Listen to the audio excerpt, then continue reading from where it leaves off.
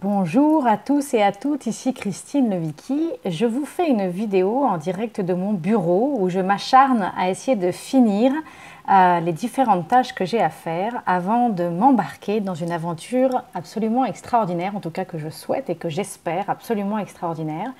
En effet, cette année, j'ai pris la décision, enfin, alors que ça fait des années qu'on y pense, qu'on en parle, mais qu'on ne voit pas la possibilité. J'ai donc réservé avec mon mari, nous allons partir dans l'aventure de vivre Burning Man. Je ne sais pas si vous connaissez Burning Man. Si vous ne connaissez pas, je vous invite vivement à googler Burning Man et à aller regarder les magnifiques photos et les incroyables vidéos issues de cet événement. Qu'est-ce que c'est que Burning Man? Burning Man, c'est une espèce d'expérience éphémère. Certains disent que c'est un festival, mais ça n'est pas vraiment un festival. Burning Man se passe à Black Rock City, en fin fond du Nevada, en plein milieu du désert. Et il y a pendant 10 jours, depuis maintenant plus de 20 ans, 25 ans, 70 000 personnes qui se déplacent et qui viennent créer une communauté qui est basée sur 10 principes de vie ensemble. Et j'avais envie de vous parler de ces 10 principes. Le premier principe, c'est radical. Alors, je vais vous les dire en anglais, mais je vais essayer de vous les traduire. Le premier principe, c'est radical inclusion. Et l'idée, c'est vraiment que tout le monde est le bienvenu à Burning Man et qu'on accepte et qu'on accueille et qu'on respecte les étrangers, les inconnus, ceux qu'on ne connaît pas. Il n'y a aucun prérequisite pour pouvoir participer à cette communauté de Burning Man. Le deuxième principe, c'est le gifting. On va à Burning Man pour faire des cadeaux. Il y a vraiment une culture de cadeaux et on vient tout particulièrement chercher à faire des cadeaux de nos talents, chercher à faire des cadeaux ou juste des cadeaux d'objets, des cadeaux de talents, des cadeaux de câlins, des cadeaux de notre art, de notre œuvre, de ce que nous sommes. Et donc c'est une communauté où pendant 10 jours, il y a 70 000 personnes qui passent leur temps à se faire des cadeaux les uns aux autres. Ça ne peut pas être désagréable, je pense. Le troisième principe, c'est la décommodification. L'idée ici, c'est de dire on va partager le meilleur de nous-mêmes, on va faire des cadeaux, mais à aucun moment on va amener le côté commercial, sponsorship, transaction. Nous allons voir aucune marque à Burning Man et nous n'allons pas nous servir de Burning Man pour développer notre marque. Donc de la même manière qu'on ne cherche pas à faire découvrir notre marque à Burning Man et on ne veut pas se servir de Burning Man pour développer notre marque. Donc c'est vraiment une petite bulle, une grosse bulle où pendant 10 jours, 70 000 personnes fonctionnent avec absolument aucun marketing. Ensuite, le quatrième principe, c'est radical self-reliance. Ça veut dire en gros que vous devez prendre soin de vous-même et que vous devez prendre soin de votre survie. Et quand je dis le mot survie, je n'exagère absolument pas, sachant qu'il peut faire plus de 45 degrés dans la journée et il peut faire moins de 0, parfois moins 10 dans la nuit. Et que la plus grande partie des personnes qui viennent à Burning Man sont en tente ou en camping-car et qu'on est dehors toute la journée.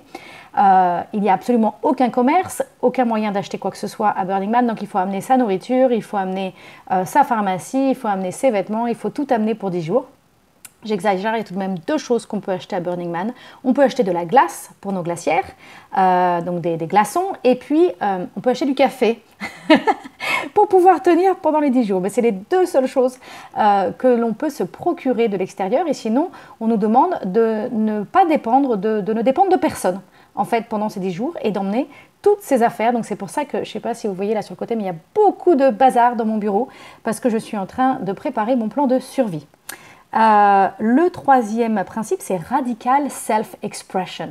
Burning Man est un endroit où on a envie de vous inciter, on a envie de créer un espace sacré, favorable à ce que vous puissiez être complètement vous-même. Ce qui fait que si vous regardez les photos, il y a énormément de déguisements, il y a énormément de personnes qui se composent des personnages, qui expriment une partie d'eux-mêmes. Ça peut être une dimension sauvage, une dimension artistique, une dimension expressive. C'est souvent extrêmement créatif. Cet environnement. Donc ça, c'est le radical self-expression, avec beaucoup d'adultes qui se donnent la permission de réveiller l'enfant qui est en eux et de s'exprimer en s'amusant énormément. Le cinquième principe, c'est communal effort. Burning Man existe seulement parce que les participants de Burning Man, dont je fais partie, se retroussent les manches pour créer Burning Man. Burning Man se crée tous les ans et chaque Burning Man est différent.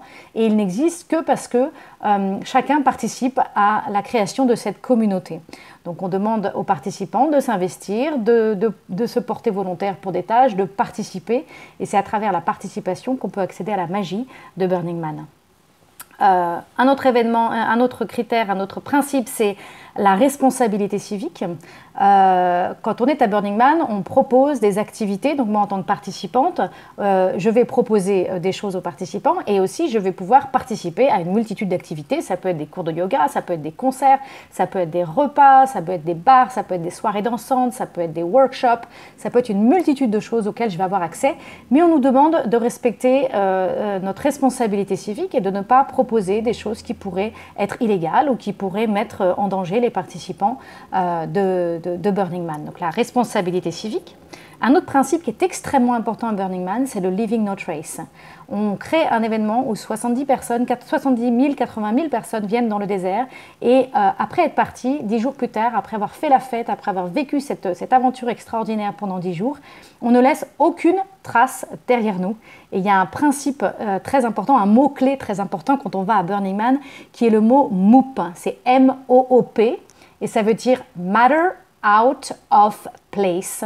Et donc, c'est toutes ces choses qui se retrouvent sur le sol et qui ne sont pas censées être là, parce que dans le désert, on ne trouve pas ces choses-là. Donc, ça peut être une capsule de bière, ça peut être aussi, si dans nos déguisements, on a mis des paillettes, eh ben, on nous recommande en fait de ne pas mettre de paillettes dans nos déguisements, parce que les paillettes pourraient tomber sur le sable, tout ce qui est plumes, toutes ces décorations. Donc ça peut être des choses comme carrément des poubelles qui sont laissées par terre, mais ça peut aussi aller jusque dans le détail, évidemment, du mégot de cigarette, de la canette de bière, de la paillette, de la plume. Tous les participants de Burning Man vont passer 2 heures à la fin du séjour. Chaque participant va passer 2 heures minimum à passer l'ensemble du désert au râteau pour laisser aucune trace derrière eux. Ensuite, je l'ai déjà dit, mais il le reprécise, il y a le principe de la participation, et donc de vraiment participer, et on participe en faisant. On participe en passant à l'action. On nous demande vraiment de retrousser nos manches et de participer à Burning Man. Et le dernier principe, c'est immediacy. Et immediacy, c'est vraiment l'idée d'être connecté à l'instant présent et de faire ce qu'on a envie de faire et d'être qui on a envie d'être immédiatement dans l'instant présent et de chercher vraiment à retirer tous les filtres et toutes les choses qui nous empêchent de vivre pleinement ce qu'on a envie de vivre à l'instant où on a envie de le vivre parce qu'on est coincé dans nos jugements, dans nos peurs, dans notre tête. Et donc il y a vraiment ce principe de immediacy. Voilà. Donc ça, c'est les 10 principes de Burning Man. Je vous les ai lus sur le papier, je les ai dans mon petit programme parce que j'ai reçu le Survival Guide de Burning Man. Mais je me réjouis surtout de pouvoir les vivre et de me rendre compte de toutes les facettes que peuvent prendre ces 10 principes. Et vraiment, je me réjouis de cette expérience humaine. J'adore les hommes, j'adore les femmes, j'adore l'humain, l'être humain, et de voir l'être humain interagir autrement dans cette communauté pendant 10 jours, vraiment me réjouit et active ma curiosité. Je me réjouis aussi énormément de pouvoir réveiller l'enfant qui est en moi, de pouvoir moi aussi m'amuser, me déguiser, explorer des facettes de moi que peut-être j'ai ignorées depuis longtemps. Je me réjouis de me régaler des belles rencontres que je vais faire et c'est un événement où il y a beaucoup d'art, beaucoup d'artistes et beaucoup de personnes qui ont passé des mois et des mois à créer des œuvres, à créer des sculptures, à créer des événements pour les participants de Burning Man et je me réjouis vraiment de pouvoir profiter de ça, de pouvoir en bénéficier. Je suis remplie de gratitude de cette belle expérience. Donc, je reviens dans 10 jours. Je serai peut-être transformée, probablement, et on pourra poursuivre quelques vidéos. Au revoir!